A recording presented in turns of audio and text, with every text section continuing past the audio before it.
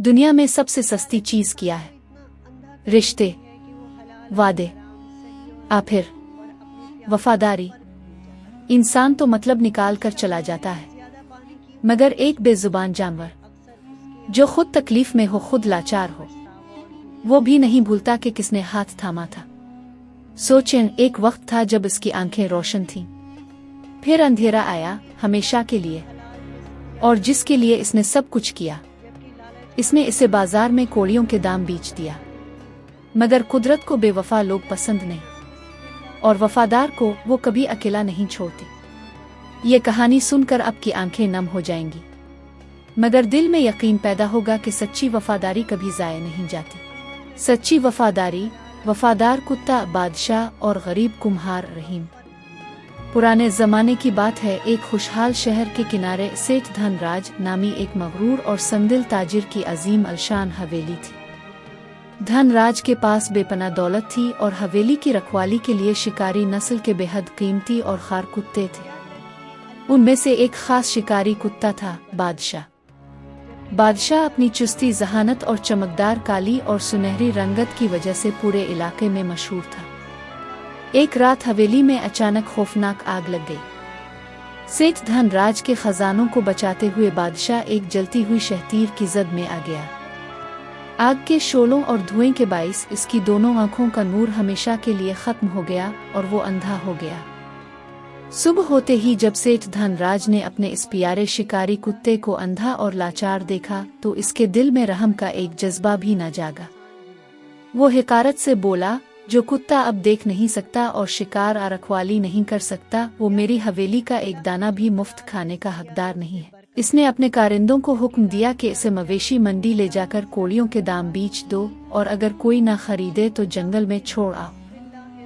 शहर की मंडी में धूल उड़ रही थी और तमाशाइयों का हुजूम था। लोग इस अंधे और जले हुए कुत्ते की हालत देखकर कह लगा रहे थे। इसी हुजूम में रहीम नामी एक इंतहाई गरीब कुम्हार भी खड़ा था। अलमारूफ मिट्टी के बर्तन बनाकर अपने खानदान का पेट पालता था। रहीम की जेब में इस वक्त सिर्फ 5 तांबे के सिक्के थे, जो इसने अपने बच्चों के लिए रोटी खरीदने के लिए बड़ी मुश्किल से जमा किए थे। जब सेठ के कारिंदे ने गुस्से में आकर इस अंधे कुत्ते को सड़क पर पटक कर चाबुक मारना चाहा, तो रहीम से ये जुल्म देखा न गया। इसने तड़प कर आगे बढ़कर कारिंदे का हाथ पकड़ लिया। रहीम ने अपनी जेब से वो 5 सिक्के निकाल कर कारिंदे के हाथ पर रख दिए और बादशाह की रस्सी अपने हाथ में ले ली। रहीम इस वक्त ये बिल्कुल नहीं जानता था कि अपने बच्चों की भूख का सौदा करके लिया गया ये फैसला उन दोनों की तकदीर हमेशा के लिए बदल देगा। जब रहीम इस अंधे और लंगड़ाते कुत्ते को अपनी टूटी फूटी झोंपड़ी के सह में लाया, तो इसकी बीवी साबरा सर पकड़कर बैठ गई। घर में अनाज का एक दाना नहीं है, बच्चे सुबह से भूखे बैठे हैं, और तुम इस अंधे और अपाहज जानवर को उठा लाए। ये खुद अपने पांव पर खड़ा नहीं हो सकता, हमारा क्या सहारा बनेगा? रहीम ने इंतहाई खामोशी और नरमी से कहा, साबरा, ये भी अल्लाह की मखलूक है। अगर मैं इसे वहाँ न खरीदता तो लोग इसे मार डालते। हौसला रखो, जो खुदा जान देता है वो रिस्क का कोई ना कोई वसीला भी बना देता है। दिन गुजरते गए, लेकिन रहीम की गुर्बत का अंधेरा मजीद गहरा होता गया। वो रोजाना अपनी आधी रोटी खुद खाता और आधी रोटी बादशाह के सामने रख देता। वो नदी से ताज़ा पानी लाता और बादशाह के जख्मों को धोकर उन पर जड़ी बूटियों का लेप करता। रफ्ता रफ्ता रहीम की देखभाल रंग लाई और बादशाह सेहतमंद हो गया। ज़ाहिरी आंखें न होने के बावजूद कुदरत ने बादशाह को एक अनोखी और हैरत अंगेज छठी हिस्स अता कर दी थी। वो हुआ की सरसराहट, मिट्टी की खुशबू और अपने मालिक रहीम के कदमों की आहट से सब कुछ महसूस कर लेता था। वो झोंपड़ी के सहने रखे मिट्टी के बर्तनों और रुकावटों से इस तरह बचकर चलता जैसे कोई तंदुरुस्त कुत्ता हो। फिर एक तूफानी और सियाह रात को रहीम की सबसे छोटी बेटी मीना को एक जहरीले सांप ने काट लिया।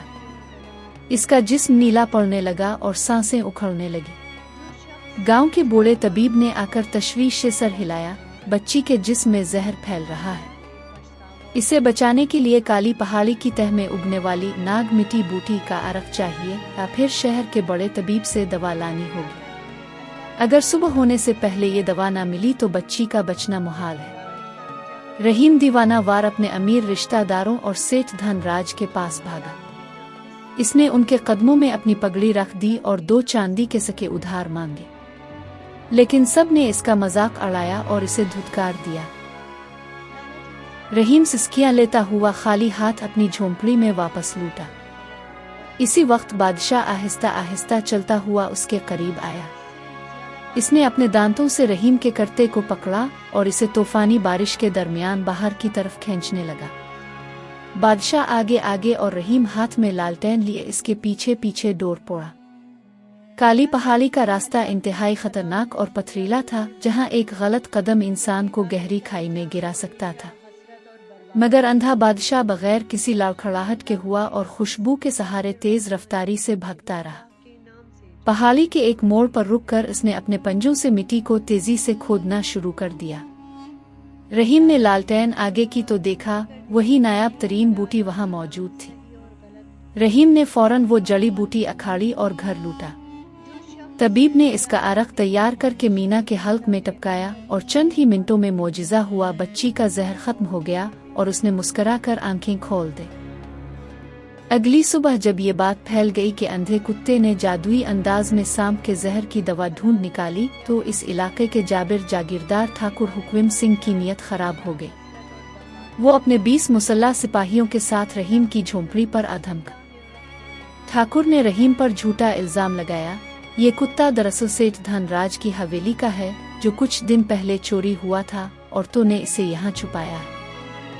तो ये कुत्ता मेरे हवाले कर दो, वरना काजी के दरबार में चोरी के जुर्म में तेरी गर्दन उड़ा दी जाएगी। ठाकुर जबरदस्ती बादशाह की रस्सी पकड़कर इसे अपने साथ ले गया।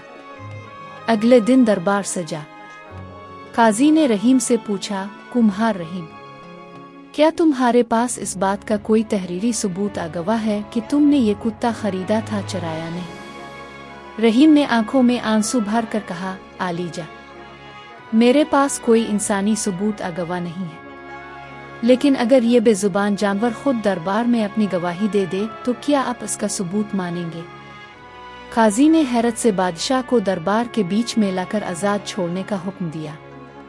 ठाकुर हुक्विम सिंह और सेठ धनराज ने बादशाह को अपनी तरफ बुलाने के लिए खुशबूदार गोश्त और बिस्कुट दिखाए, लेकिन बादशाह ने उनकी तरफ देखा तक नहीं और नफरत से मुंह फेर लिया।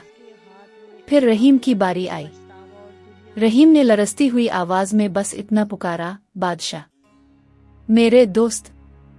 ये आवाज सुनते ही अंधे बादशाह ने एक पुरजोश आवाज बुलंद की। वो दरबार की तमाम कुर्सियों और रुकावटों से बचता हुआ सीधा रहीम की तरफ बढ़ा। इसने अपना भारी सर रहीम की गोद में रख दिया और अपने दांतों से रहीम के करते को थाम लिया, जैसे वो पूरे दरबार के सामने गवाही दे रहा हो कि यही मेरा असल मालिक है। दरबार में मौजूद हर शख्स की आंखें ये मंजर देखकर नम हो गईं और काज़ा वक्त खुद जज्बाती होकर अपनी नशिस्त से खड़े हो गए। उन्होंने तारीखी फैसला सुनाते हुए कहा, इंसानों की अदालत में झूठे गवाह खरीदे जा सकते हैं, लेकिन कुदरत की अदालत में बेजुबान की वफादारी और सच्चाई को छुपाया नहीं जा सकता। इस जानवर की गवाही ने साबित कर दिया है कि रहीम ही इसका असल मालिक और मुहसिन है। काजी ने ठाकुर हुक्विम सिंह और सेठ धनराज पर भारी जुर्माना आयद किया और वो रकम रहीम को दिलवा दी, जबकि झूठी गवाही देने के जुर्म में सेठ को 3 माह के लिए कैद खाने में डाल दिया गया। इस दिन के बाद रहीम की गुर्बत का अंधेरा हमेशा के लिए खत्म हो गया। इसने अपने बच्चों के लिए एक अच्छा घर बनाया और बादशाह के लिए एक बेहतरीन और आरामदेह जगह तैयार की। कहानी का सबक, रहमदिली और बेजुबान मखलूक पर किया गया एहसान कभी ज़ाय नहीं जाता। दुनिया की झूठी दौलत और ताकत आर्जी है, लेकिन सच्ची नीयत, मेहनत और वफादारी वो अबदी खुजून है जो इंसान को हमेशा कामयाब करते हैं।